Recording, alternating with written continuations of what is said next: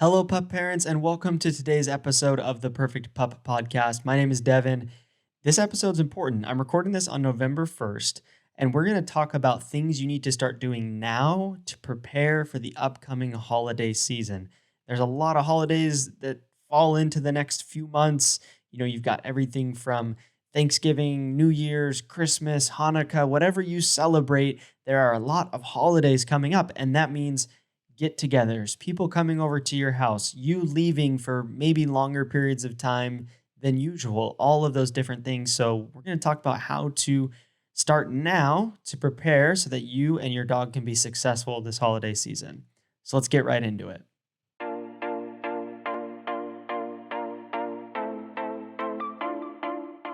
I'm going to go over ideas. Again, I like to talk in kind of concepts and principles, and you can apply them to your own dog and your own situation.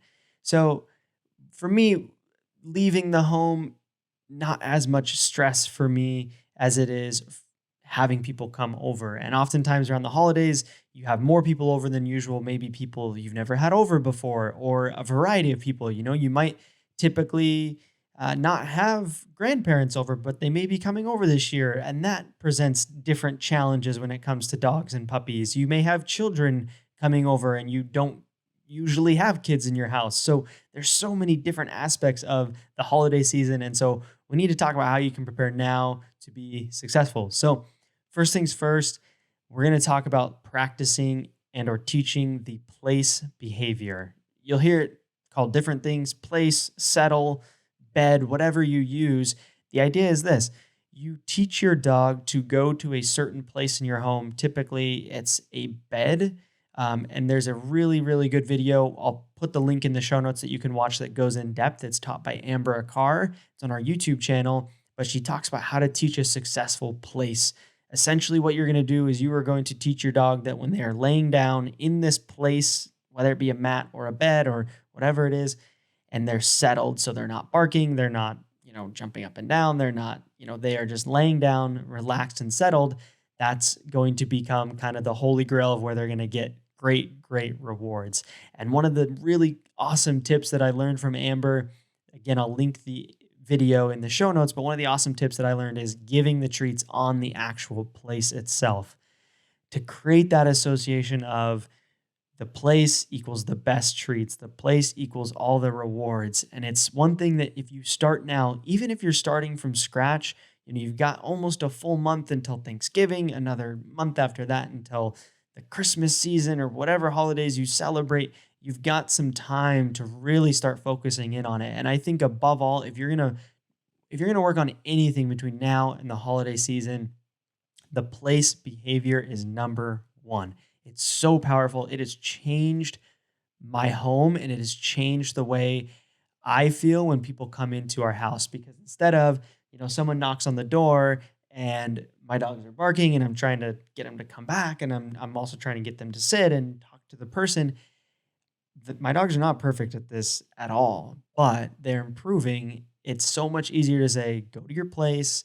You can reward them, reward them, reward them, help them settle down, just kind of calm and breathe a little bit before they go up and greet people. It gives you some peace of mind when people are coming to the door. And that, I'll tell you what, is worth so much as a pup parent. So that's the first thing, is practice and teach the place behavior. We talk about it a lot. I talk about it a lot because it's so, so, so important. If you're not doing it, do it. Start now. Just do it now. I promise you it will be worth the time and effort that you put into it, just like with anything in training your dog. The second tip to really ensure a successful holiday season is to practice impulse control. The place behavior kind of correlates with impulse control. And you might be thinking, okay, what does impulse control actually mean? Generally speaking, the way I look at it is it's your dog's ability to not act on their natural instincts. So a dog's natural instinct often includes bolting through doors. It's a new area they want to go explore, or jumping up on people, right? Or pulling on a leash, or reacting to other dogs, animals, people, whatever it might be. So impulse control training helps them learn how to not react instantaneously to things in their surroundings, and to control their impulses, to tamper down their natural instincts. So I'll tell you what, this is a lifelong endeavor. Impulse control training is lifelong forever. I'll be honest. My dogs, I don't practice lay down or I don't practice sit. I don't do that type of training anymore because they've got it. The bulk of my training, when I put the time into training, it's impulse control training. And that can come in a lot of different forms. But there's a handful of kind of simple ideas that you can try. One of them is teaching your dog to wait whenever you go through the door. So this is something I'll do with my dogs when we're going out, teaching them wait, doors open, giving them a release to walk through the door. Those types of things. Again, their impulse is to just rush through the door because they want to get out. They want to go on a walk. They want to see. They want to, experience the world. And so teaching them to just pause and wait can help set you up for success as you go out the door. And again, impulse control training, there's so many different ideas and tactics and things that you can go over. I don't have time in this episode, but it's you've got to remember that impulse control training is going to help all aspects of your dog's behavior. As they learn to slowly control their impulses more and more, it helps improve leash behavior. It helps improve, door greetings. It improves, them meeting other dogs. It improves, them potentially barking through a fence or whatever it might be. And if you are needing help in this area of impulse control training, please check out 21 Impulse Control Games. It is a course we offer as part of Pupford Academy, so you can buy just access to that course, or you can get access to all of Pupford Academy, and 21 Impulse Control Games is a part of it. They break down impulse control training and makes it's game based, and so it's there's levels, there's different steps in each level, and it's going to kind of break it down piece by piece for you. It covers a lot of the things I talked about. It also covers, not bursting out of a car door if you're when you take your dog for a ride, not bursting out of the crate. It covers waiting for their food, all these things that are going to make a big, big difference in your dog's general ability to control their impulses. The third thing is getting the right tools. Yes, I'm biased. I work at Pupford. You probably know that. But guess what? I also am a pup parent. I have two Labradors. They're big. They're pushing 70 pounds. They're big dogs, and they can be hyper. I'm telling you, I have hyper dogs, and it can be a challenge. And for me and my wife, it's been so important to have the right tools. And yes, some of those come from Pupford, some of them don't. But there are things that you can do to help prepare for the moments when people are actually coming over to your home this holiday season. One of those is having long lasting chews. I'm telling you, if you're needing your dog to settle, you combine it with the place behavior. You say, go to your place and you give them a nice, you know, tendon chew or a bully stick or whatever it is. And it, again, keeps them busy, gives them an opportunity to calm down and relax, maybe as guests are first coming over or whatever it might be. That's a very, very powerful tool that has been huge in our home.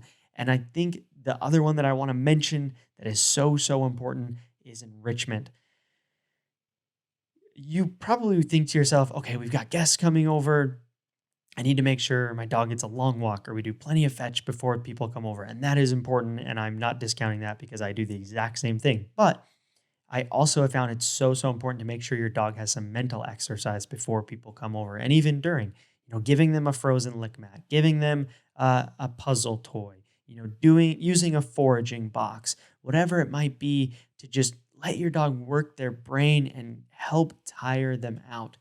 I I can't emphasize enough the importance of mental enrichment. And that means you need tools for that. You can make your own snuffle mat, you can buy one, Pupford offers it. You can get creative if you don't want to spend money, or you can find tools that are already created for you. Whatever you do, it's important to remember that these tools, they're just that. They're not tools. They're not the solution. They're not the answer. Training is the solution and the answer to hyperness, activity, problem behaviors. The answer is training, but these other things are going to help. And I'm telling you, if you do these three things, if you start now and you work on these between now and whether it be Thanksgiving or, holiday get-togethers in December, whatever it is, New Year's parties, if you start now, I promise you, you will see results, and you will see results that will be more effective than you may think possible. So again, recap, practice the place behavior, work on impulse control training, and get the right tools. Those three things, if you start now, are going to set you up for a very successful holiday season. And I'm telling you what, I am hoping that you have that because I know the stress. I know the challenge of, wow, this is another variable. You're trying to maybe host a get together. You've got to get food. You got to clean the house. You got to do all these things. And then it's, oh no, the dog. Is he going to jump? Is she going to bother people? Is he going to lick everyone that walks in? Whatever it is, it can be very, very stressful. And these are things that have helped in my home that I know will help in your home as well. So I hope you enjoy this episode. I hope you go start practicing right now.